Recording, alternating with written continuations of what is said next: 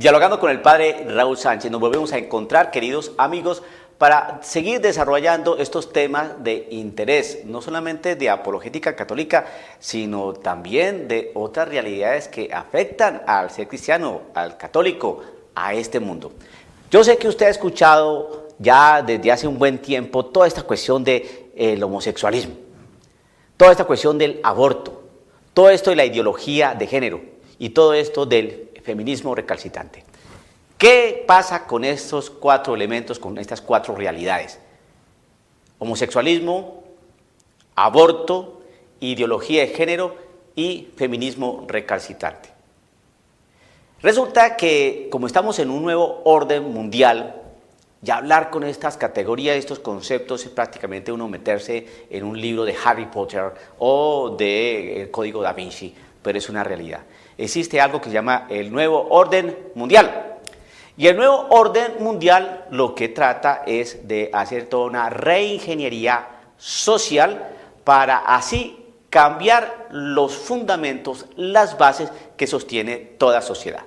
Empecemos con algo sencillo. La sociedad está compuesta de familias. La familia está compuesta de personas. Pero el núcleo fundamental de toda sociedad es la familia. La familia. Entonces, usted empieza a atar cabos, reingeniería social de la sociedad. La sociedad está compuesta por familias y obviamente las familias por personas. Entonces hay que cambiar toda esa realidad social de las familias, de las personas.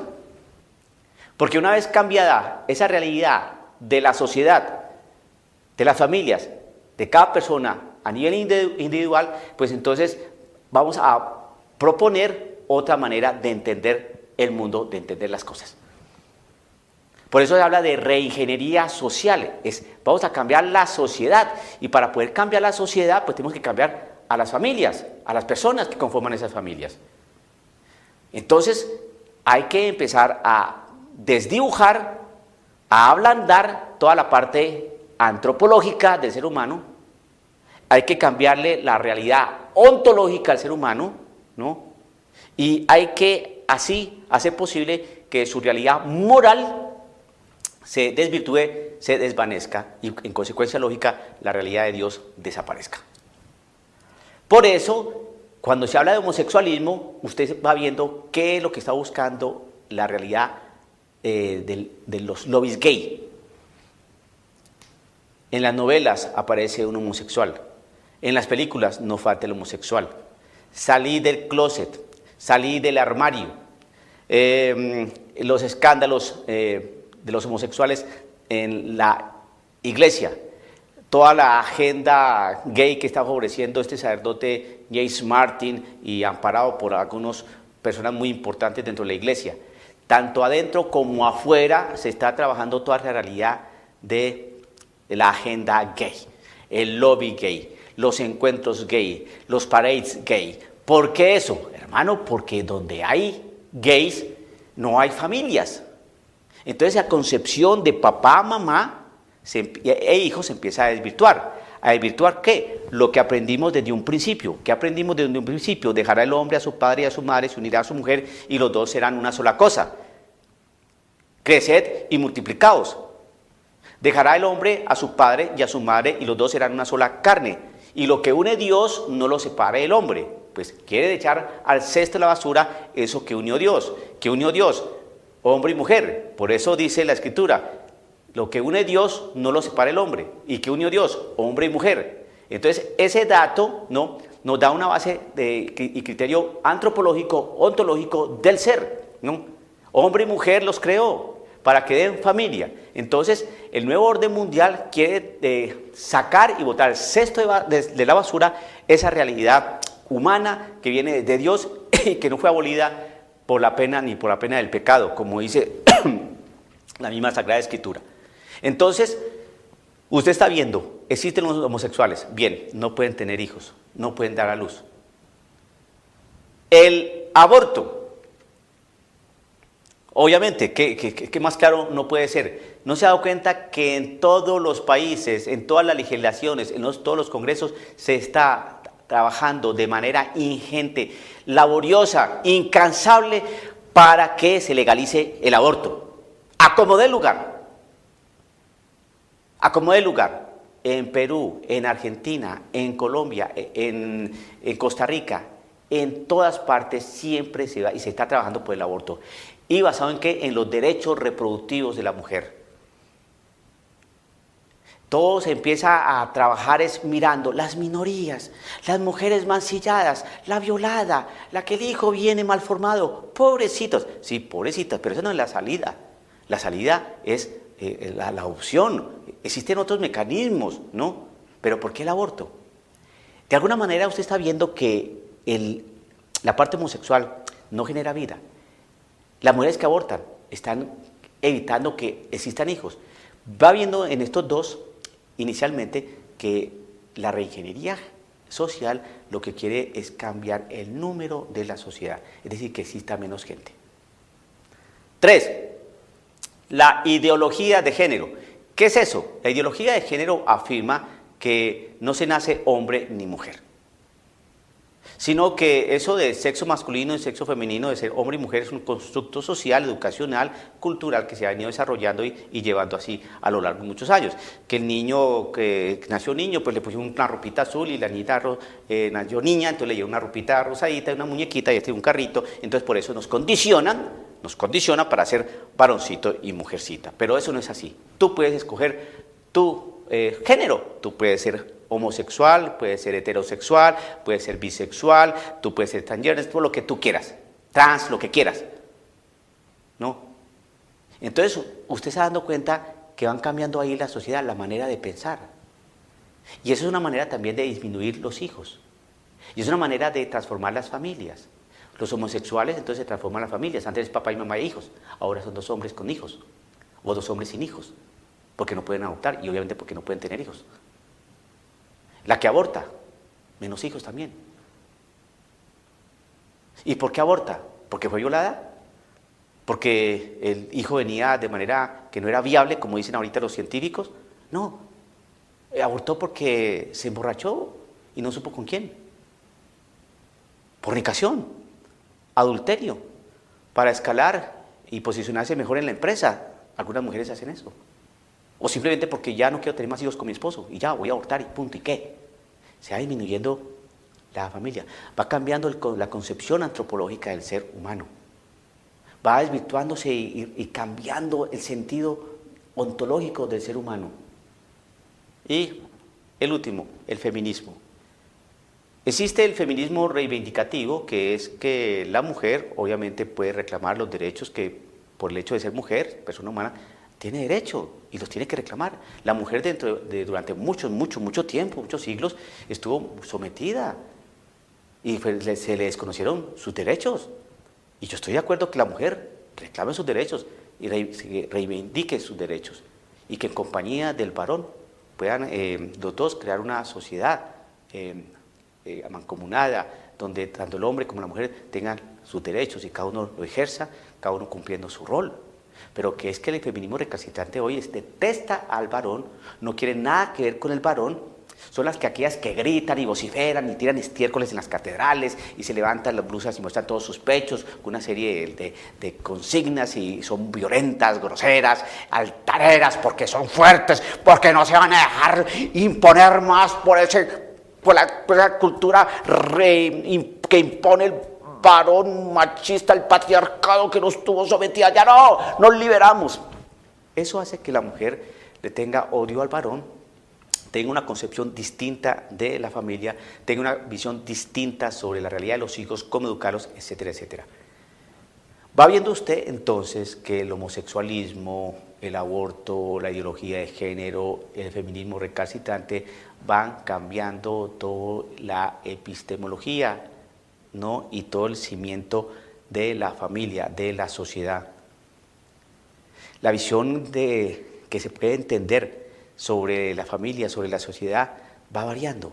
Se cambia entonces la base antropológica, la realidad de la persona humana, del hombre. Y obviamente esa realidad pues hace que el hombre, el ser humano, tenga una visión ontológica distinta, comprenda distinta. Y asimismo va a entender distinto, va a ver distinto la relación que tiene con Dios.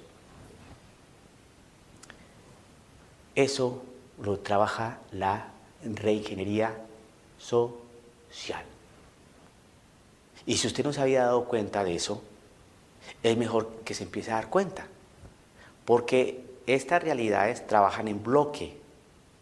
En bloque. Si usted se va a dar cuenta, homosexualismo, aborto, ideología de género y feminismo trabajan en bloque, y mientras por aquí se está trabajando, por allá también se está trabajando, por allí se está trabajando y por allá se está trabajando, todos en bloque.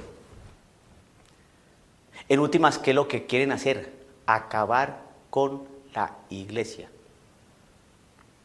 ¿Por qué? Porque la iglesia es la que da la orientación que quiso Dios para el ser humano.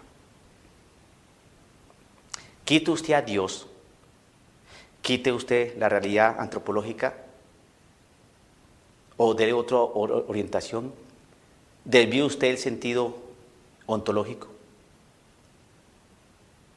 embáurnelo, muestre usted una realidad sin Dios, es decir, no hay moral. Entonces aquí vale cualquier cosa. Y al existir ese nuevo orden mundial, usted va entendiendo que ese nuevo orden mundial no es de Dios, porque esto es un desorden. Y entonces se nos metió el maligno como siempre se sabe meter. ¿Cómo? Con eufemismos, con lenguaje mañoso y enredado. Ay, pobrecitos los homosexuales, sí también tienen derecho. Ay, pobrecita esa niña, fue violada, que aborte. Sí, uno puede ser hombre, mujer, uno es libre de escoger su sexo, ¿por qué nos tienen que imponer que tiene que ser así? Ay, sí, pobrecitas, las mujeres siempre sometidas, agachadas, apaleadas por esos hombres crueles.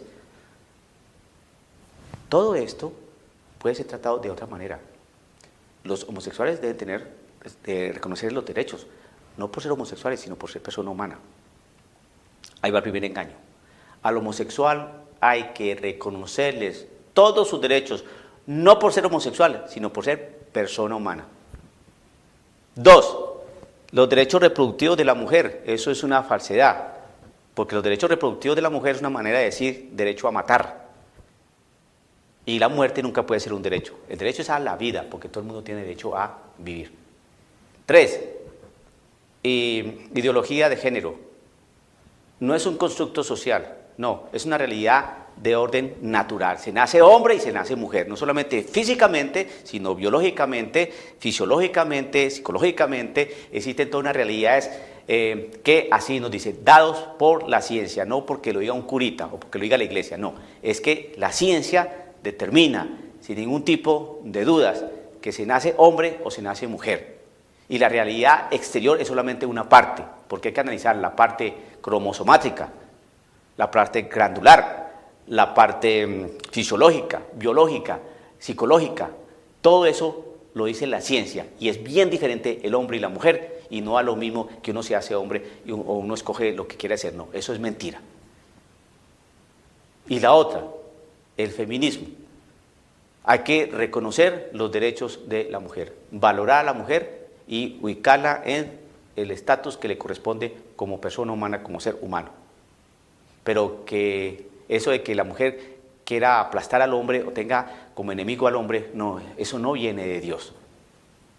Si entonces esas concepciones erradas de que el hombre sometió a la mujer, para eso la mujer tiene derecho a reivindicar sus derechos, pero no le quiere decir que la mujer tenga que odiar al hombre y convertirse como un hombre, porque no es por ahí.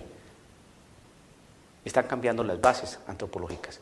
Teniendo una base antropológica distinta a la que tenemos ahora, entonces la sociedad es más fácil manejarla porque la gente ya no sabe qué, con quién, o para dónde vamos. Piense en todo esto, querido amigo católico. Dialogando con el padre Raúl Sánchez.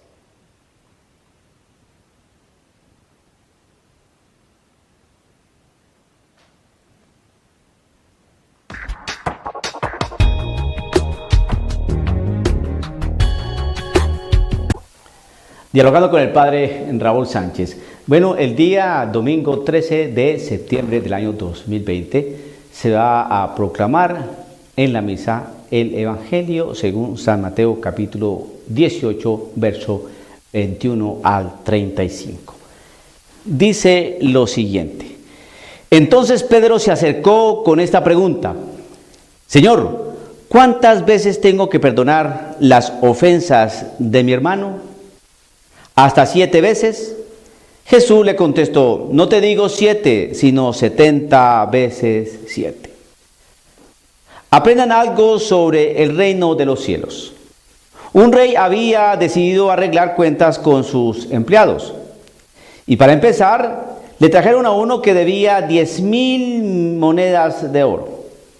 Como el hombre no tenía con qué pagar, el rey ordenó que fuera vendido como esclavo, junto con su mujer, sus hijos y todo cuanto poseía, para así recobrar algo.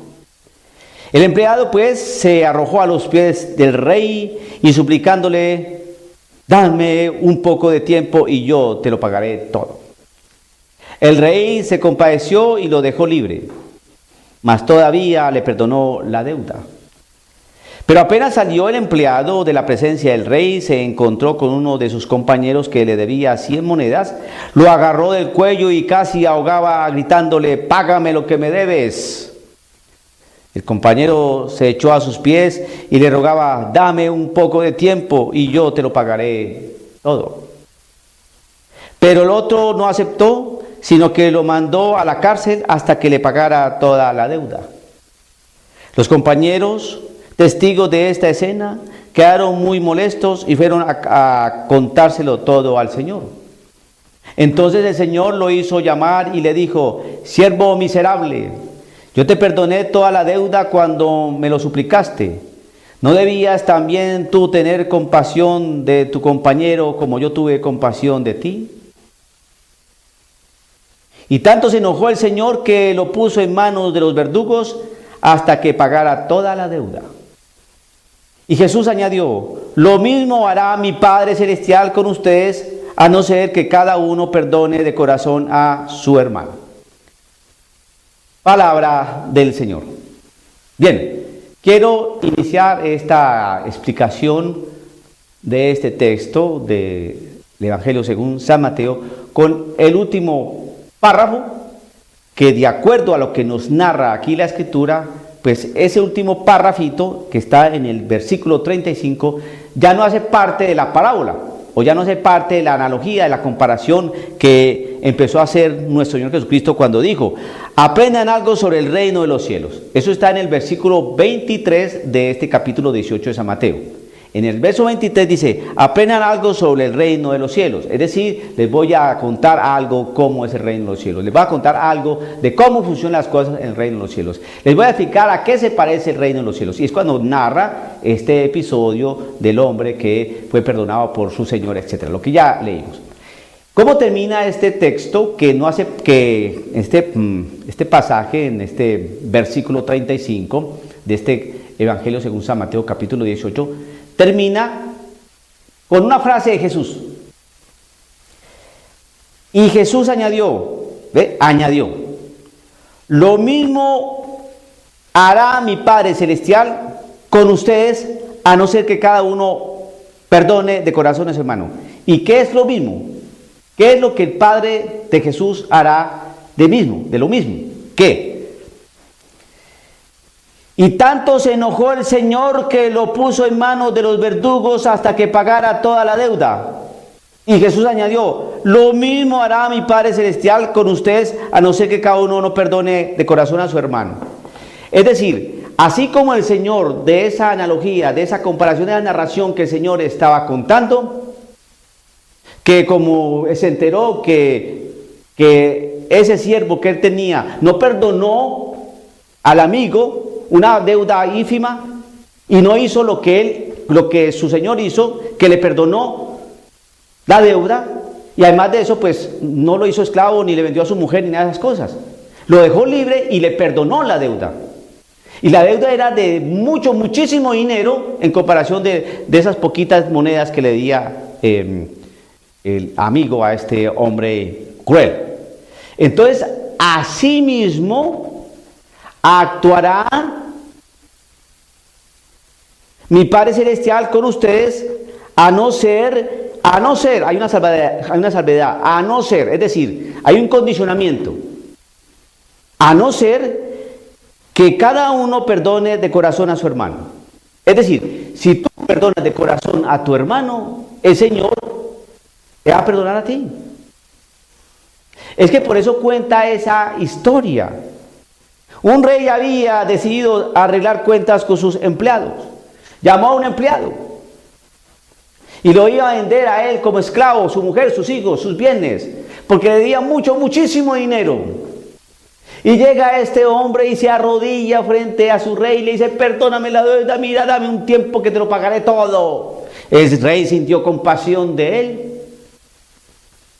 lo perdonó, no lo vendió y le perdonó la deuda. Porque le puede haber dicho: ok, está bien, no te voy a vender como esclavo, ni a tu mujer, ni a tus enseres, nada de esas cosas. Está bien, listo, no hay problema. Pero más pagando poco a poco la deuda, porque es que es muchísimo dinero, pues, ¿cómo crees?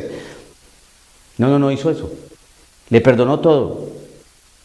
El empleado pues se arrojó a los pies del rey y suplicándole: dame un poco de tiempo y yo te lo pagaré todo. El rey se compadeció y lo dejó libre, mas todavía le perdonó la deuda. Además de dejarlo libre, le perdonó la deuda. ¿Y por qué hizo eso? Porque el hombre le pidió perdón. Cuando uno le pide perdón a Dios, Dios perdona. Y va en consonancia con lo que le decía Pedro: Señor, ¿cuántas veces tengo que perdonar? 7. ¿Por qué 7? Porque el número 7, dentro del contexto judío, que es el contexto bíblico, implica plenitud, totalidad. Y el Señor le dijo: no solamente 7, sino 70 veces 7. Eso significa, hombre, todas las veces. Si te piden perdón, perdona. Y entonces empieza a narrar cómo es el reino de los cielos. Mire, Pedrito, tú me estás preguntando que cuántas veces tienes que perdonar. 7 veces, pues no te digo 7, sino 70 veces 7. Es decir, siempre. Y para que me entiendas, te voy a contar lo siguiente. Mira cómo funciona el reino de los cielos. Entonces había un rey y empieza a narrar. ¿Quién es el rey? Dios. ¿Quiénes son los servidores o los empleados? ¿Quiénes son? Nosotros. Nos vamos a morir. Y resulta que aquí pedimos perdón. Y el Señor perdona. Porque nos arrodillamos, porque nos postramos, porque reconocemos a Dios que perdona los pecados. Y el Señor, Dios, perdona, porque nos ve postrados, nos ve arrepentidos y perdona. Muy bien. Y entonces, ¿qué es lo que quiere el reino de los cielos? ¿Qué es lo que pretende toda esa realidad del reino de los cielos? Cuando Dios reina en nuestro corazón, cuando Cristo Jesús reina en nuestro corazón, entonces, ¿qué es lo que quieren? Que así como ese rey perdonó la deuda a ese empleado y lo dejó libre, además de dejarlo libre, no le cobró ni un solo centavo, así mismo Él quiere que nosotros hagamos. ¿Qué hizo este empleado cruel?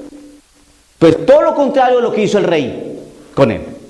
No le perdonó la deuda a un amigo, por el contrario lo metió a la cárcel, y la deuda que debía el amigo era muchísimo menor que la que este empleado debía al rey. Entonces le dieron a conocer al rey esa injusticia, esa actitud tan mala, tan egoísta. Y entonces pues y lo castigó. Cuando el rey se enteró, entonces dice: ¿no debías también tú tener compasión de tu compañero como yo tuve compasión de ti? Eso es lo que tenías que hacer y no tuviste. Entonces, ¿qué dice este rey? Y tanto se enojó el Señor que lo puso en manos de los verdugos hasta que pagara la deuda.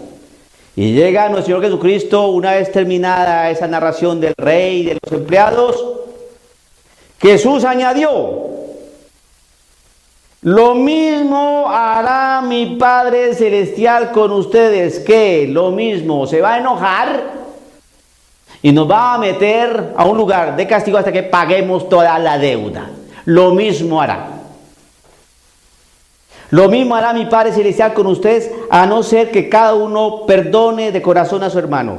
Si tú no quieres que el Señor tome esa actitud de justicia, entonces debes perdonar a tu hermano.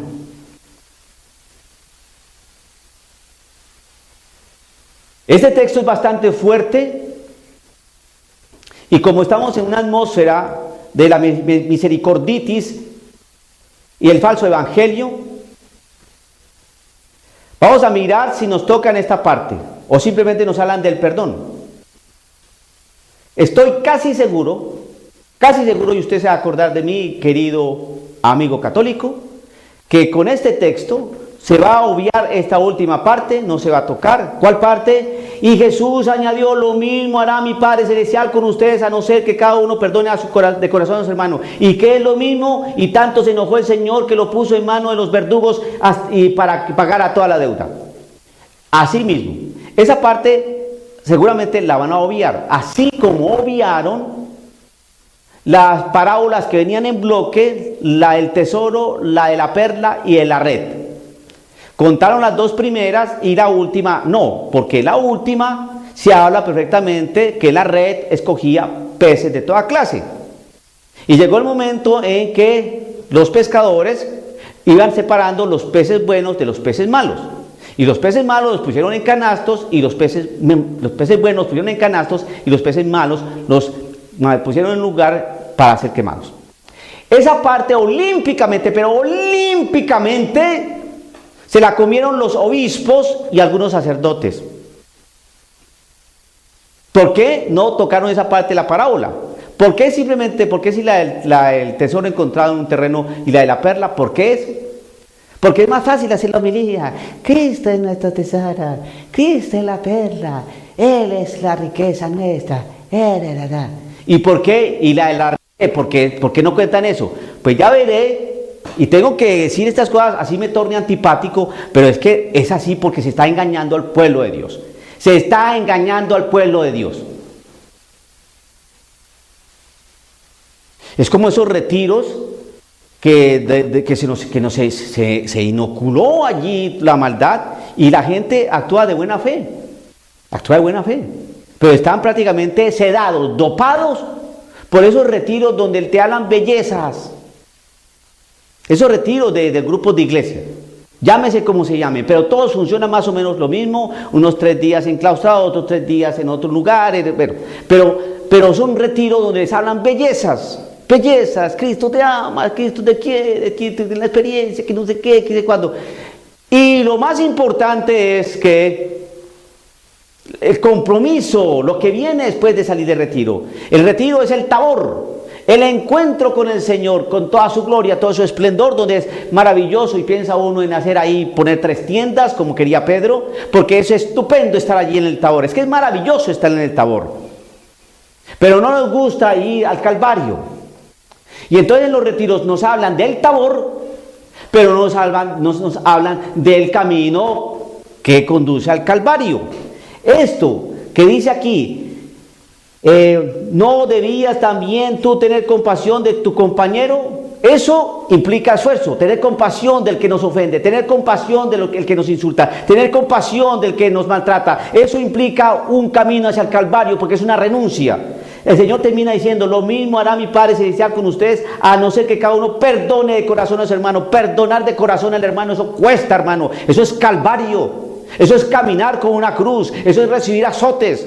Porque nos insultan, nos ofenden, nos persiguen, nos traen de aquí para allá, nos excluyen, nos calumnian y uno tiene que perdonar.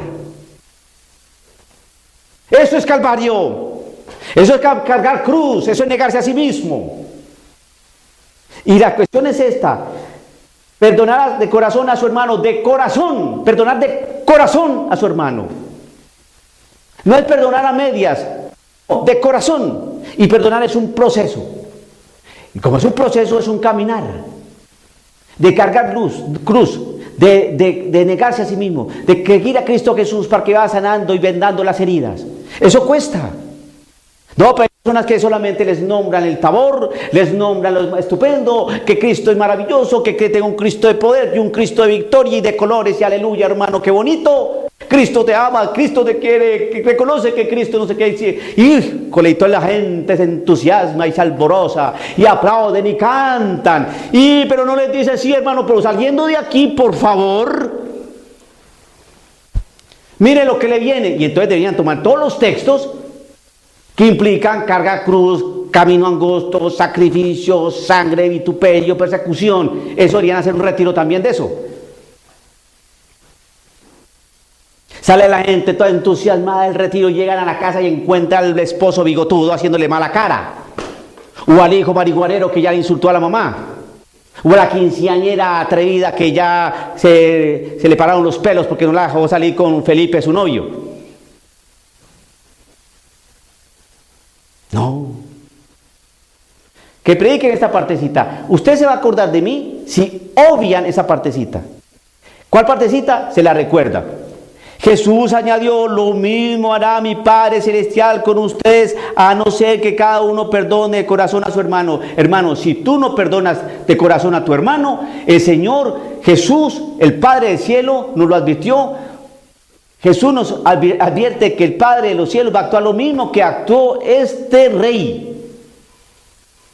Entonces el Señor lo hizo llamar y le dijo, va a actuar así: siervo miserable, yo te perdoné de toda la deuda cuando me lo suplicaste. ¿Te acuerdas cuando fuiste al confesionario que hiciste tal vagabundería? Y lloraste y pediste perdón frente al sacerdote y yo te perdoné. ¿Te acuerdas? Y no una vez, sino todas las veces que fuiste arrepentido al confesionario y yo te perdoné. Incluso cuando lloraste tu pecado, cuando estabas totalmente deprimido, abatido y que no encontraste un sacerdote, yo ahí te había perdonado también. Porque tuve compasión de ti. ¿Y cómo es posible que tu hermano que viene a pedirte perdón a ti y tú lo rechazas? ¿Cómo pretendes eso? ¿Qué es lo que tú pretendes? ¿Que yo sí te perdone y que tú no perdones? Eso no debe ser así. Entonces, ¿qué es lo que el Señor hará lo mismo? Jesús añadió, lo mismo hará mi Padre Celestial. ¿Qué es lo mismo que hará el Padre Celestial? Entonces el Señor lo hizo llamar y le dijo, siervo miserable. O lo que le dice, siervo miserable. Ahora con la falsa misericordia, no.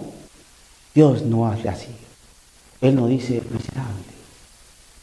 Él dice, hijito mío, ¿qué te pasó, papito? ¿Por qué actuaste así? No. Lo mismo. Siervo miserable, yo te perdoné toda la deuda cuando me lo suplicaste. ¿No debías también tú tener compasión de tu compañero como yo tuve compasión de ti? Eso hará el Padre, lo está diciendo Cristo Jesús. Y tanto se enojó el Señor que lo puso en manos de los verdugos hasta que pagara toda la deuda. Y Jesús añadió, lo mismo hará mi Padre Celestial con todos ustedes. Con ustedes, a no ser que cada uno perdone de corazón a su hermano. Hay que perdonar de corazón y eso implica caminar un viaje prolongado desde Tabor hasta el Calvario. Hay que perdonar. Siempre que nos pidan perdón. Porque si nosotros no perdonamos, el Señor no nos va a perdonar. Es un hecho. Que vengan ahorita con esas homilías insulsas, superfluas, no. El amor del Señor. El Señor ama, perdona. Perdona siempre. Ama siempre. Está con nosotros. ¿Sí? Y qué maravilla. Y la última partecita, ¿por qué se la comió? Porque se la quiere comer. Así como se comieron olímpicamente, pero olímpicamente, deportivamente, la parábola de la red, que pescó toda clase de peces, pero fueron separados los buenos de los malos. Hay que hacer énfasis en lo malo, en lo negativo, es que hay que ensayarnos. No. Hay que enseñar la palabra del Señor. Si hay 3 parábolas, narro las 3 parábolas, cuento las 3 parábolas y hablo las 3 parábolas. Aquí nos hablan de cómo es el reino de los cielos y cuento solamente una parte y la otra la obvio. Eso no es honesto, eso no está bien. No se trata de meternos en lo malo y simplemente recalcarlo. No, no, no. Simplemente leer el texto, lo que aparece ahí. La verdad de Cristo Jesús. Perdonemos, porque el Señor nos perdona. Dialogando con el Padre Raúl Sánchez.